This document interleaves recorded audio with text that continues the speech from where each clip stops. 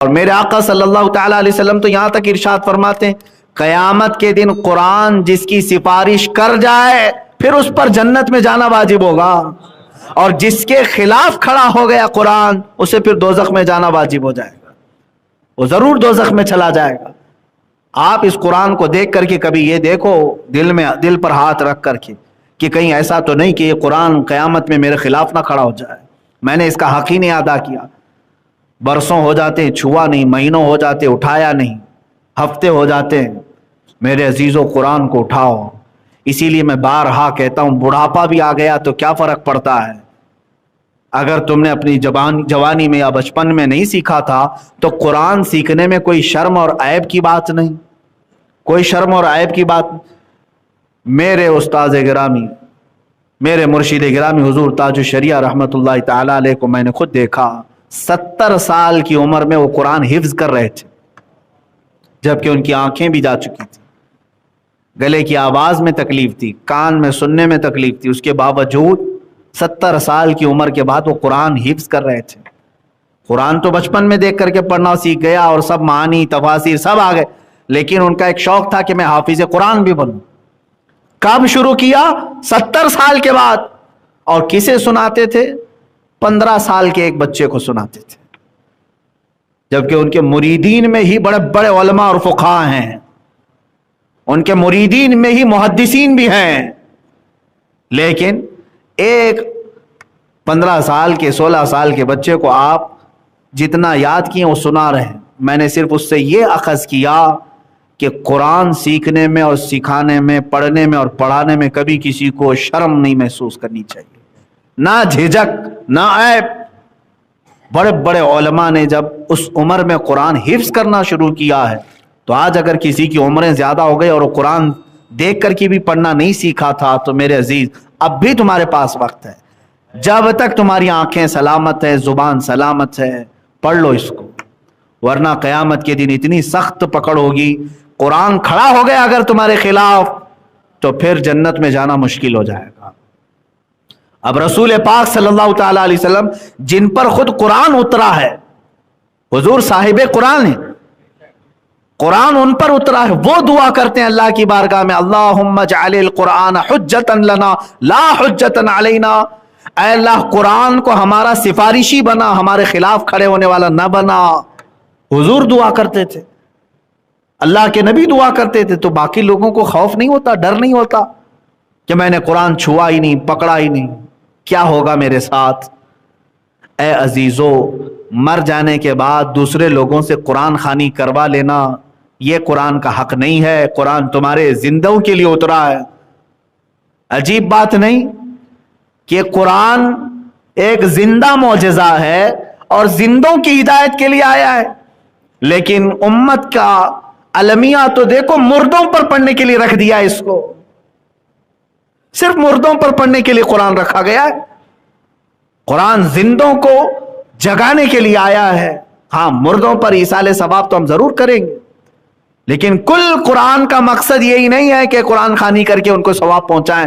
قرآن کا جو اصل مقصد ہے وہ تمہیں زندگی کے اصول سکھانے آیا ہے، تمہیں دستور حیات دینے آیا ہے، جن کے دل سخت ہو چکے ہیں ان کے دلوں کو نرم کرنے آیا ہے، جو رب تعالیٰ سے برگشتہ ہو چکے انہیں اللہ کی بارگاہ میں لانے آیا ہے۔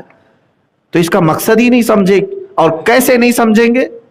کیسے سمجھیں گے جب چھوئیں گے نہیں اس کو، پکڑیں گے نہیں اس کو؟ جا کر کے اپنے گھروں میں دیکھ لیں، عورتوں سے بھی میں گزارش کروں گا، اللہ ماشاء اللہ سب گھروں کی بات نہیں کرتا، اکثر گھر ایسے بھی ہیں جہاں روزانہ تم ٹی وی تو پوچھتے ہوں گے، فریج کو روزانہ پوچھ کر کے رکھتے ہیں، گیس کے چولہے کو ہر دن صاف کر کے رکھتے ہیں، قرآن کو دیکھو دھول بھی جمی ہوگی، اتنا اوپر رکھ دیا جاتا ہے کہ ہاتھ بھی نہ جائے، رمضان ٹو رمضان اس کو اتارتے ہیں، یا پھر اوکیشنلی موسمی طور پر کوئی اگر بڑی رات آ جائے یا پھر گھر میں کسی کی میت ہو جائے تو اتارے۔ نہیں میرے عزیزو، قرآن تمہارے لیے اتنا عام ہو جائے، اتنا عام کہ تم اپنے دنوں کی ابتدا قرآن سے کرو، پھر دیکھو اللہ تعالیٰ تمہیں کس اوج پر پہنچائے گا. اقبال نے یہی کہا, وہ زمانے میں معزز تھے مسلمان ہو کر, آج ہم خوار ہیں تاریک قرآن ہو کر. درس قرآن اگر ہم نے نہ بھلایا ہوتا, یہ زمانے نے زمانہ نہ دکھایا ہوتا. درس قرآن اگر ہم نے نہ بھلایا ہوتا, یہ زمانے نے زمانہ نہ دکھایا ہوتا. آج جو زمانہ ہمیں اپنا سخت چہرہ دکھایا ہے, اس کی وجہ یہی ہے کہ تم درس قرآن کو بھول بیٹھے. مجھے بتاؤ, میں کسی کی ہجو نہیں کرنا چاہتا, توہین نہیں کرنا چاہتا. سینکڑوں مسجدیں ہوں گی, سینکڑوں مسجدیں اللہ نے توفیق دی ہے, میں شکر بھی بجا لاتا ہوں, میرے لیے بھی اور آپ کے لیے بھی. کتنی مسجدیں ایسی ہیں جہاں نماز کے بعد بیٹھ کر کے کوئی تفسیر قرآن کا درس ہو رہا ہو؟ کہاں ہے؟ میں زیادہ اس کو پریفر اسی لیے کرتا ہوں, میں اپنے جلسے چھوڑ دیتا ہوں لیکن قرآن کی تفسیر کو نہیں چھوڑنا چاہتا. پھر بھی ایمرجنسی آ جائے تو الگ مسئلہ ہے. میں نے یہ محسوس کیا میری اپنی زندگی میں, آج تقریباً 10 سال ہو گئے قرآن کی تفسیر عرض کرتے ہوئے. میں نے محسوس کیا ہے جو ہارٹ چینجنگ, جو دل کا انقلاب قرآن کی تفسیر سے آتا ہے, وہ بڑی بڑی کانفرنسوں سے بھی نہیں آتا. یہ میں نے محسوس کیا ہے. قرآن کا درس اور قرآن کی تفسیر جو دلوں کو بدلتی, آنکھوں میں آنسو لے آتی ہے, دل جو نرم ہو جاتا ہے اور رب کی بارگاہ میں جھکنے پر اپنی لذت محسوس کرتا ہے, وہ بڑے بڑے جلسوں میں بھی نہیں دیکھا, بڑی بڑی تقریروں میں بھی نہیں ہوا. جلسے آج تقریروں کے الا ماشاءاللہ صرف دکھاوا رہ گیا ہے. اللہ ہم سب کو ہدایت عطا فرمائے. میں اگر ان باتوں کو سختی کے ساتھ عرض کر رہا ہوں تو بعض لوگ مجھے بھی بلیم کریں گے کہ آپ بھی جلسے بہت ساری چیزیں کرتے ہیں. میرے عزیزوں, میں اس کا مخالف ہوں. جلسے ضرور ہونی چاہیے لیکن جلسوں کے اندر جو روحانیت ہونی چاہیے وہ غائب ہے. پان کھاتے لوگ, گٹکا تھوکتے ہوئے لوگ جلسوں میں کھڑے ہیں ناپاکی کی حالت میں. ایسا لگتا ہے جیسے کوئی تماشا دیکھنے کے لیے سرکس میں آئے ہوئے لوگ دور دور کھڑے ہو کر کے تماشا دیکھ رہے ہوں, جیسے اسٹیج پر کون کتنا چلا رہا ہے. اور آنے والا بھی یہ سوچتا ہے کہ میرے اوپر جتنے نعرے لگیں اتنا میں کامیاب ہو جاؤں گا, چاہے ان کے دل میں بات اترے کہ نہ اترے. اور انتظامیہ جو کمیٹی ہوتی ہے جلسے کرانے والی, ان کا بھی خیال یہی ہوتا ہے سائلنٹ مقرر نہیں چلتا, تھوڑا اچھل کود کرنے والا چاہیے, لوگوں کو کچھ ہنسائے, لوگوں کو کچھ جوش دلائے.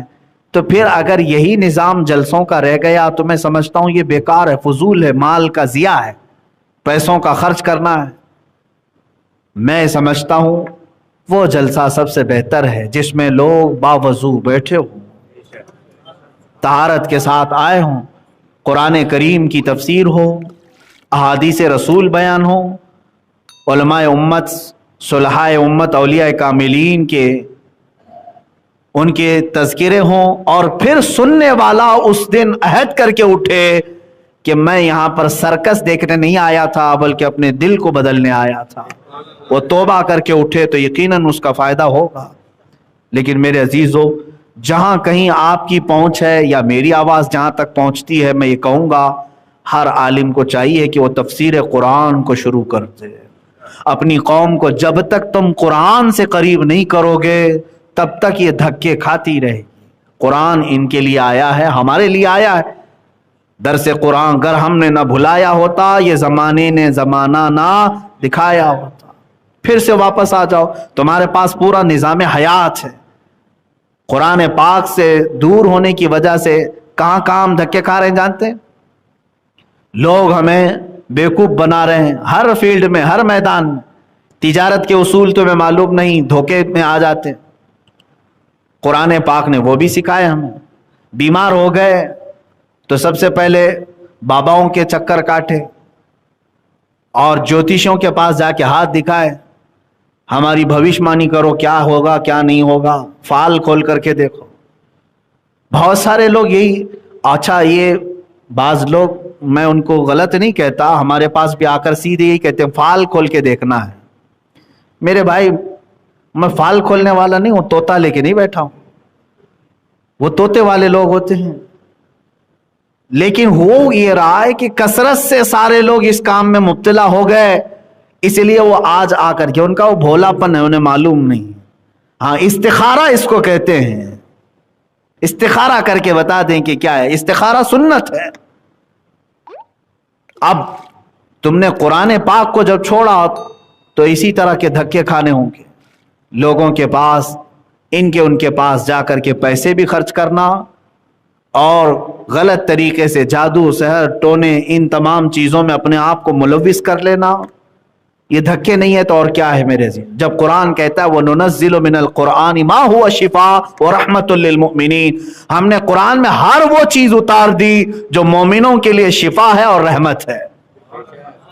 دونوں چیزیں ہم نے قرآن میں اتاری. اللہ نے فرمایا شفا بھی اتار دی اور رحمت بھی اتار دی. ہاں علاج کراؤ ڈاکٹروں سے، لیکن قرآن پاک کے ذریعے سے تم اللہ رب العزت کی بارگاہ میں استغاثہ بھی کرو. ان ذرائع کا استعمال بھی کیا جائے گا جو علاج کے ہیں، لیکن ساتھ میں قرآنی علاج بھی ہوگا. میں اس کی مخالفت کر رہا ہوں جو جوتشوں کے پاس اور ڈھونگیوں کے پاس، ڈھکوسلے باباؤں کے پاس، جادو سحر ٹونا کرنے والوں کے پاس جا کر کے اپنا علاج ڈھونڈتے ہیں. بلکہ بسا اوقات وہ لوگ تمہارے پیٹ کے درد کو دور کرنے کے لیے پیشاب بھی پلاتے ہیں اور پی کر کے بھی آتے ہیں لوگ، معاذ اللہ رب العالمین. یہ دھکے نہیں ہے تو اور کیا ہے؟ قرآن کو اگر چھوڑو گے اور اس سے دور ہوگے تو اسی طرح ذلت اٹھانی پڑے گی. آج قرآن قضاء اور قدر کے بھی معاملات میں مکمل دستور ہے. تمہارے گھریلو معاملات کیسے حل ہوں گے یہ بھی قرآن میں موجود ہے کہ نہیں ہے؟ شوہر بیوی کے معاملات، دو رشتوں میں اگر دھراڑ آئے تو ان کے معاملات. لیکن یہ لے کر کے ہم ایسے لوگوں کے پاس جاتے ہیں، اللہ کی پناہ، ان کی ساری ذات پات سب آپ کو معلوم ہے، لیکن سر جوڑ کر کھڑے رہتے ہیں کہ ہمارا فیصلہ کر دو، ہمارے درمیان مانڈولی کروا دو. یہ وجہ کیوں بنی؟ قرآن کو چھوڑا. قرآن پاک کو جنہوں نے اپنا حکم بنانا چھوڑا وہ پھر ذلت کھائیں گے، ٹھوکریں کھائیں گے. اللہ تعالیٰ کے اس فرمان کی طرف آؤ. اللہ نے فرمایا افلا یتدبرون القرآن، قرآن میں یہ غور و فکر کیوں نہیں کرتے؟ قرآن میں یہ غور و فکر کیوں نہیں کرتے؟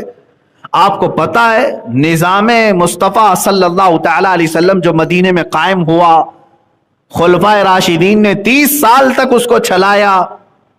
میرے عزیز حکومت چلانا معمولی بات نہیں، اس میں کتنے شعبے ہوتے ہیں، کتنے ڈپارٹمنٹ ہوتے ہیں، کیا کیا نہیں ہوتا.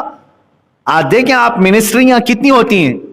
ایک حکومت چلانے والا صرف پرائم منسٹر نہیں ہوتا، کتنے منسٹر ہوتے ہیں اس کے ساتھ. وزیر داخلہ الگ ہے، وزیر خارجہ الگ ہے، زراعت کھیتی باڑی کے لیے الگ ہے، پیٹرولیم کے لیے الگ ہے، روڈ کے لیے الگ ہے، ہوائی الگ ہے، کھیلوں کا الگ ہے، اناج کے لیے الگ ہے. یہ سب منسٹری ہوتی ہیں کہ نہیں؟ تعلیم کا، ہیلتھ کی منسٹری ہے سب. یہ سارے شعبے ہیں اور 30 سال تک خلفائے راشدین نے ان تمام شعبوں کو چلایا. اور کہاں سے انہوں نے لا بنایا؟ سمویدھان کہاں تھا؟ 30 سال تک جو خلفائے راشدین نے سمویدھان چلایا قانون بنا کر، اور ایک ملک میں نہیں 6 ملکوں میں ایک ہی قانون نافذ کیا. وہ سارے قانون صرف قرآن سے بنے ہوئے تھے، پورے قرآن سے بنے ہوئے تھے. یہ ہمارا دستور حیات بھی ہے، پورا نظام اس کے اندر موجود ہے، لیکن پڑھا ہوتا تو ملتا. میرے عزیزو، ایک آخری میری گزارش یہی ہے کہ ہم پھر سے وہی عزت و وقار پا سکتے ہیں، کیونکہ میرے آقا صلی اللہ تعالی علیہ وسلم کی ایک حدیث میں نے ابھی جمعہ میں آپ کو سنائی بھی تھی. اللہ کے نبی صلی اللہ تعالی علیہ وسلم کی اس حدیث کا آخری ٹکڑا میں بتا دوں. اللہ کے رسول نے فرمایا کہ تمہارے اوپر ذلت مقرر کر دی جائے گی جو نہیں ہٹائی جائے گی. سلط اللہ علیکم ذلا لا ينزعہ، اللہ ایسی ذلت ڈال دے گا تمہارے اوپر کہ وہ نہیں ہٹے گی، نہیں ہٹے گی. دھکے کھاؤ گے، ٹھوکریں کھاؤ گے. صحابہ نے پوچھا حضور سے یہ کب ہٹے گی؟ اب وہ علاج میں بتانا چاہتا. حتی ترجعوا الی دینکم، یہاں تک کہ تم اپنے پرانے دین میں لوٹ جاؤ. جب تک تم واپس نہیں آؤ گے تب تک یہ ذلت نہیں ہٹے گی. آپ پوچھیں گے مجھ سے پرانا دین کیا ہے، نیا دین کیا ہے؟ ہاں میرے عزیزو، آج جس کو دین بنا کر لوگوں نے پیش کیا یہ اور ہے. صحابہ اور تابعین کا دین کچھ اور تھا. وہ دین قرآن کے نظام پر چل رہا تھا، میرے نبی کے نقش قدم پر چل رہا تھا. یہاں تو طبیعتوں کو دین بنا لیے لوگوں نے. جب تک ہم اس کی طرف واپس نہیں آئیں گے وہ عزت و وقار نہیں مل سکے گی. اللہ کریم ہمیں قرآن پاک کو حکم بنانے کی توفیق عطا فرمائے۔ قیامت کے دن مولا قرآن کو ہمارے لیے حجت بنا، ہمارے خلاف مقدمہ کرنے والا نہ بنا۔